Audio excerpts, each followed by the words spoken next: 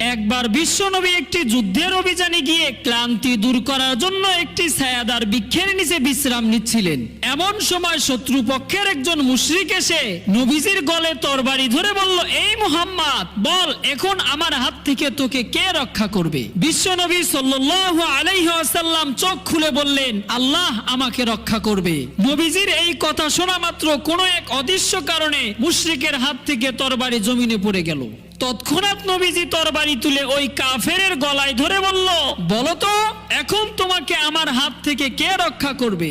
সেই কাফের বলল, হুজুর আমাকে ক্ষমা করবেন, একমাত্র আপনি আমাকে রক্ষা করতে পারবেন। নবীজি সেই লোকটিকে ছেড়ে দিলেন। লোকটি তার সম্প্রদায়ের কাছে গিয়ে বলল, হে আমার বন্ধুরা, তোমরা শোনো, আমি আজকে এমন একজন মানুষকে দেখেছি, তার চাইতে ভালো মানুষ এই দুনিয়ার মধ্যে আর কেউ নাই, যিনি সবার চাইতে শ্রেষ্ঠ গুণাবলীর অধিকারী।